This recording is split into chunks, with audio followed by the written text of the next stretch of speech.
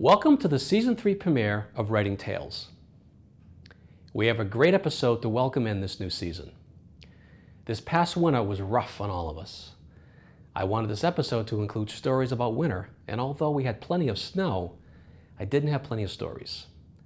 But one Saturday morning, sipping coffee with the Hotspot alumni here at RCTV, I was handed a newspaper article about a veterinarian from the Reading Animal Clinic who volunteers at the Iditarod race in Alaska. From that one idea, episode 10 was born. So, for our first story, I will introduce you to Dr. Michael Leverone. He has volunteered at the annual Iditarod race in Alaska since 2012. He shares his experience along the trail, including tales of these wonderful athletes as they travel over 1,000 miles from Anchorage to Nome. All the video footage and photos were taken by Dr. Leverone himself, and they really help illustrate how exciting and challenging this event can be. Next, we'll travel to Jefferson, New Hampshire.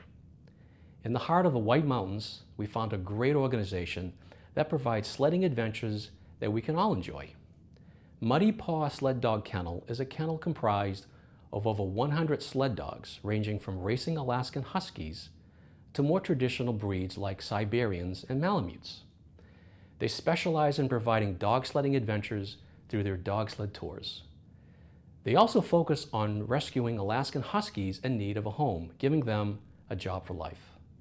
In operation for nearly 2 decades, the shelter has helped provide care and find loving homes for over 20,000 animals. Now sit back, relax, and enjoy episode 10 of Writing Tales here on RCTV. All dogs have a tale to tell. You can't always hear them, but they wag their tails, happy when you're feeling well. Dogs can't say I love you, but they wag their tails. All dogs have a tale to tell. All dogs have a tale to tell. All dogs have a tale to tell. You, they love you. All dogs have a tale to tell. You can't always hear them, but they wag their tails, happy when they're feeling well. Dogs can't say I love you, but they wag their tails. All dogs have a tale to tell. All dogs have a tale to tell. All dogs have a tale to tell. You, they love you.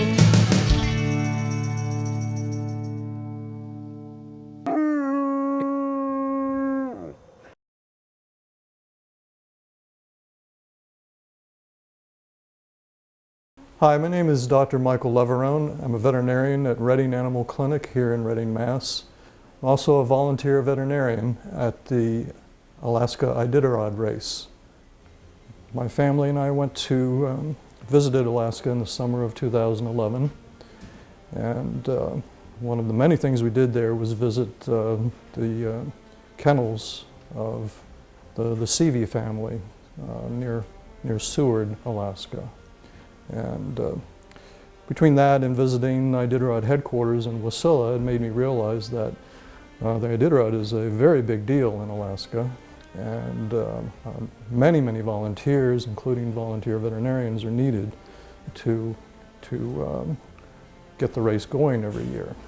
I did do the race 2 weeks worth in 2012, and including a 3-day education seminar prior to the start of the race, which all novice volunteers have to take. The race starts on the first Saturday of March every year, and generally runs about 14 days. The record for completing the race is about 8.5 days.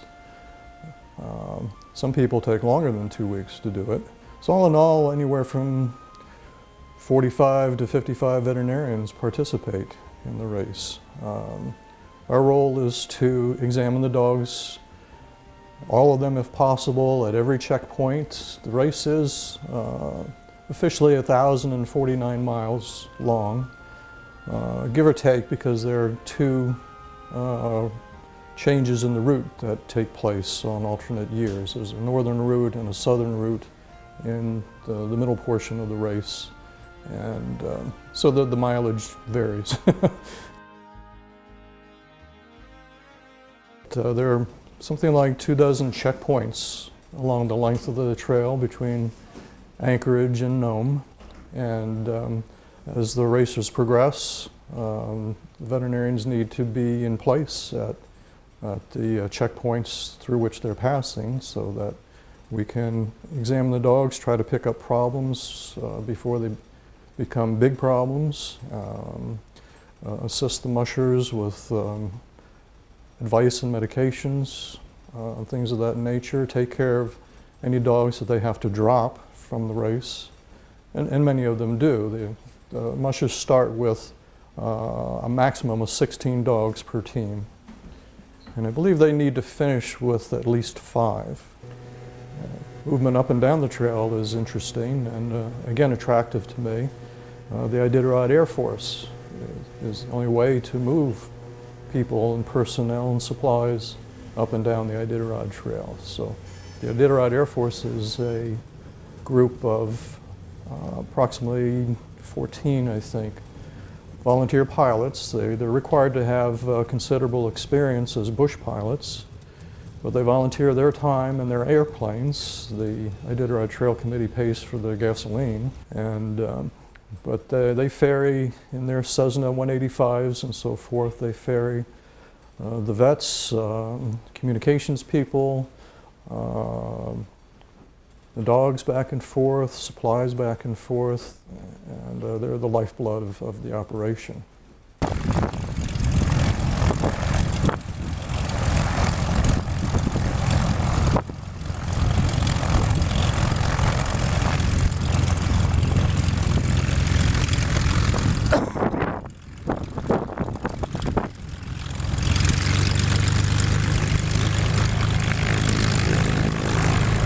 The Alaskan Huskies on the winning teams generally run 45 to 55 pounds, and they are quite lean. They're consuming anywhere from 7,000 to 10,000 calories per day. So, and studies have shown that there's very little in the animal world that consumes that much energy and puts out that much work. They like it best when it's 50 below. The trail is faster, and when it's too warm, the dogs can overheat. During a 24-hour period, they probably are running maybe 8 hours and split up into several sprints, if you will. There are required rest stops for the teams throughout the race. You know, there's one 24-hour layover where they're required to stay at the checkpoint for 24 hours before leaving. And there are 2 other 8-hour layovers. And one of these, you know, there's some checkpoints where the layover is required, and in other cases, the musher can do the layover at a checkpoint of their choosing. The vast majority of these dogs are just a pleasure to work with. Most have very sweet dispositions. When they get into a checkpoint, especially further down the trail, they're exhausted. They just, you know, they look for the nearest pile of straw to lay in to get themselves off the snow, and they, you know, the musher's first job when they get to a checkpoint is to take care of the dogs before they take care of themselves. So by the end of the race, these mushers are hallucinating from lack of sleep, lack of rest. They suffer a lot more than the dogs do, I think. They wear booties and sometimes sleeves on the legs to, if they're punching through deep snow, crusty snow, then the backs of the legs can get injured, so they can wear sleeves on their legs. They usually wear a coat over the body, over the chest and the back.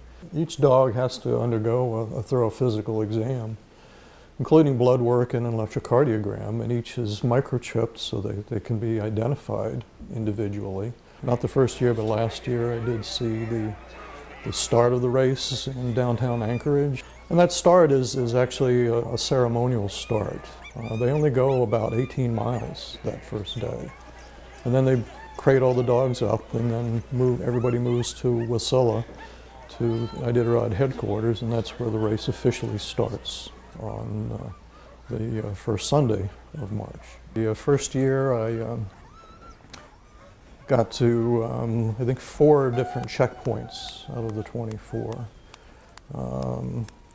The second one on the trail is called Squentna, and it's right on the checkpoint is right on the frozen river that goes through there. I think it's the Squentna River, and because it's so early in the race, the participants in the race are all bunched up. So on that particular day, the first musher came in, I think around 8:30 at night, and it was solid work from there until 6 in the morning. And it was 20 degrees below that night. It was the first time I got to see the northern lights, which was exciting. When we checked the dogs out, there are certain forms that we have to maintain along the way to try to keep track of the individual canine athletes participating in the race, any particular problems they might have, anything we might want to look out down the road. You know, each checkpoint, prior to the race even starting, each checkpoint, every musher has 2 or 3 burlap sacks of food for him or her, food for the dogs, spare parts, like runners for the sled if they need that. Things of that nature. They're provided with, at each checkpoint, each musher gets a bale of straw. First thing he does is open that up and shakes out a flake for each dog so they can lay on top of it. Some of the checkpoints are in larger centers where, one of them is at basically a lodge, I think. So there are indoor facilities there. And I'm not familiar with all of the places along the trail because I've only been to 4 or 5 checkpoints. There are others like McGrath and Unicolete are larger towns, 700, 800 people. And in those places, there are community centers where people can go in, get a hot meal and sleep and even get a shower. And then there are other places where, it's a wall tent with a wood stove. 2 other places I have been to are Koyuk and Elam. These are native villages along the Bering Sea, and you're basically in like a community center there. Some of the places have, like in Squentna, which is the second checkpoint,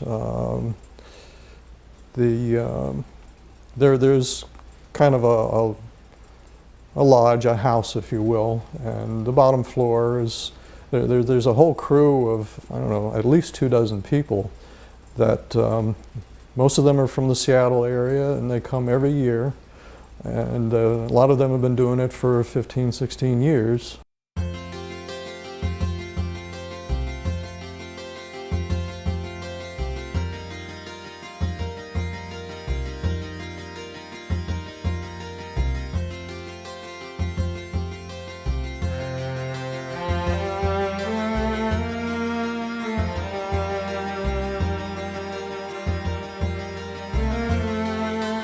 It is an incredible experience, and it's a pleasure working with the dogs and trying to help them out. It's a pleasure working with the mushers for the most part. You meet many, many people along the trail, not just other veterinarians, but people from all walks of life who have an interest in the race and who volunteer their time.